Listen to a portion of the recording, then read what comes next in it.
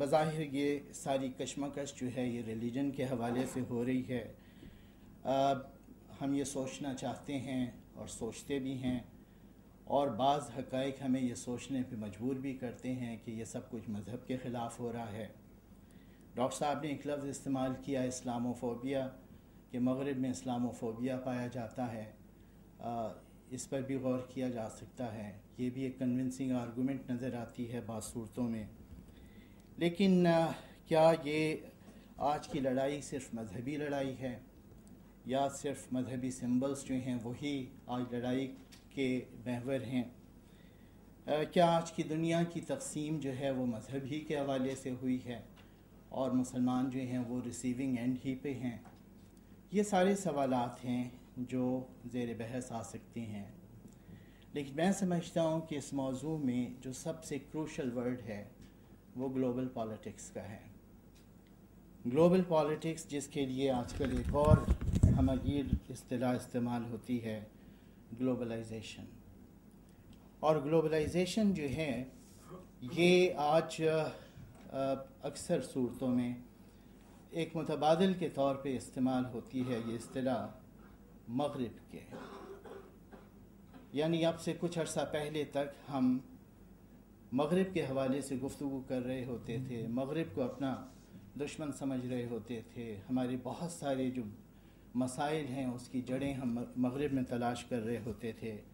اور آج جو ہے وہ گلوبلائزیشن ایک ایسا حوالہ ہے کہ جس کی مدد سے ہم ان مسائل کو حل کرنے کی یا سمجھنے کی کوشش کرتے ہیں. میرا خیال یہ ہے کہ آج کا یہ سیمینار اگر 15 سال پہلے ہو رہا ہوتا تو اس موضوع میں گلوبل پالیٹکس کی بجائے ویسٹ کا لفظ ہوتا ہے، مغرب کا لفظ ہوتا.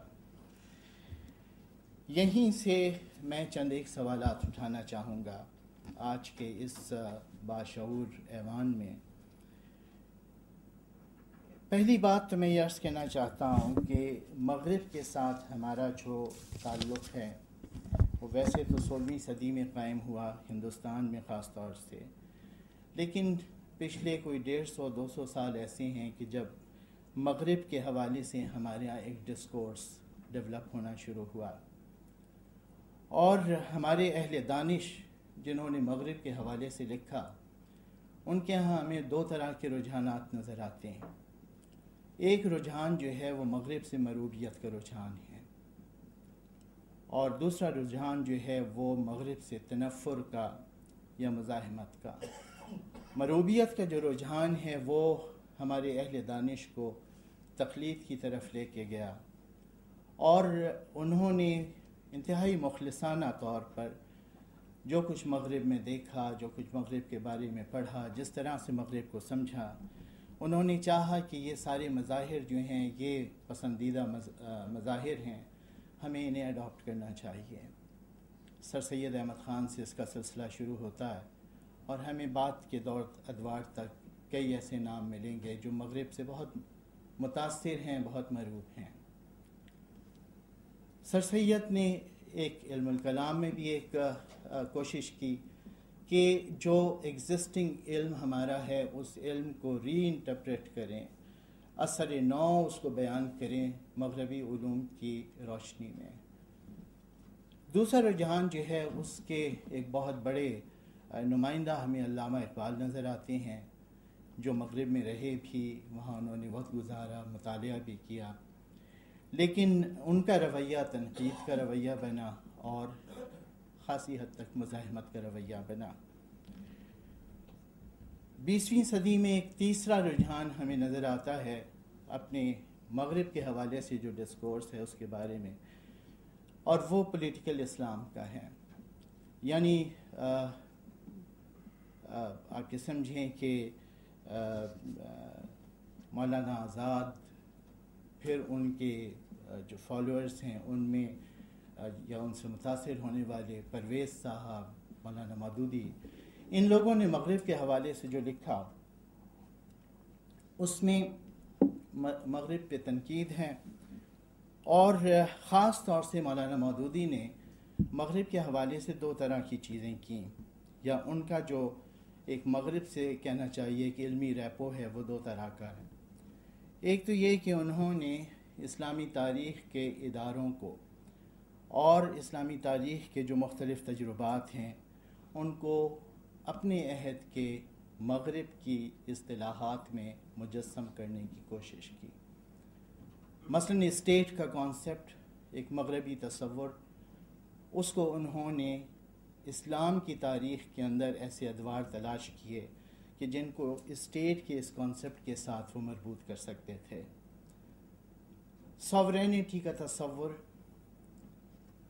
ڈیموکریسی کا تصور، اور سب سے بڑی بات یہ کہ آئیڈیالوجی کا تصور، یہ وہ تصورات ہیں جو مغرب میں مختلف ادوار میں مختلف اوقات میں ابھرے، لیکن ان سب کی امباڈیمنٹ کی گئی ایک اسلام کے حوالے سے، اور ایک نیا تصور پیش کیا گیا جو کہ پڑھے لکھے طبقے میں بڑا مقبول بھی ہوا۔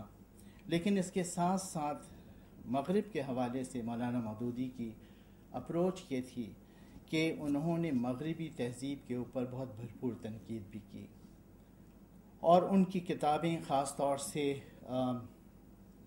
تنقیحات یا سود یا اسلام اور جدید معاشی نظریات، ان کے اندر ہم دیکھ سکتے ہیں کہ انہوں نے کس طرح مغرب پہ اور مغرب کی تہذیب پہ تنقید کی ہے۔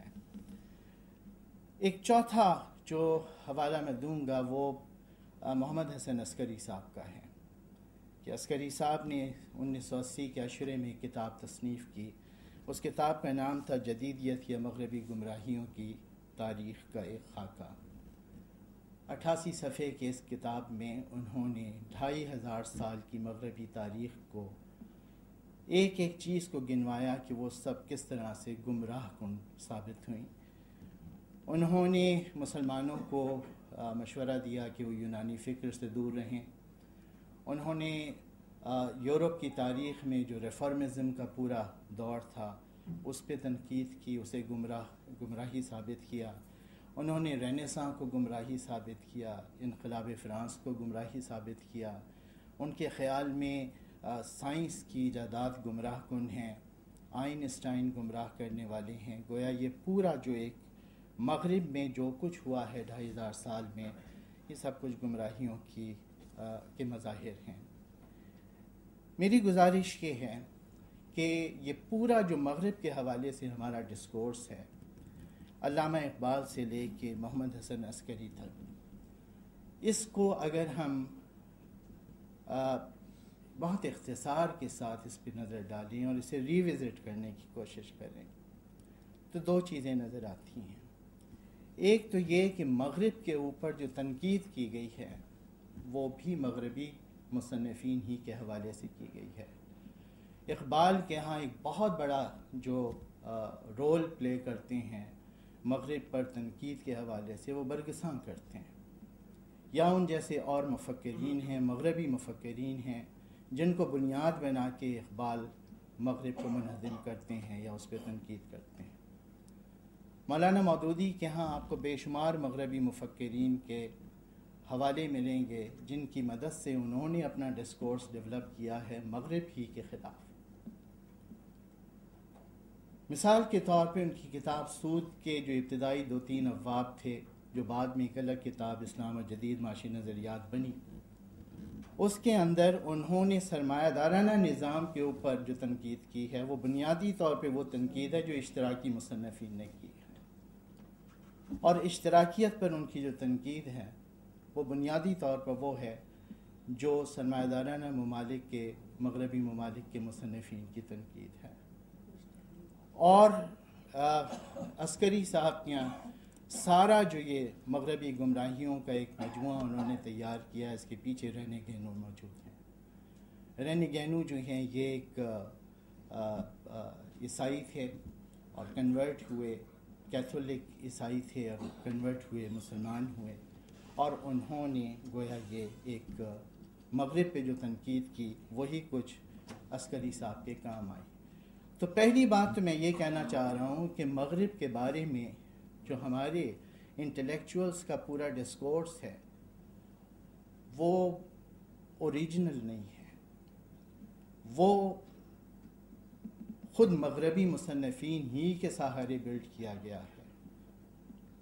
اور دوسری بات جو زیادہ اہم ہے، اسے میں کسی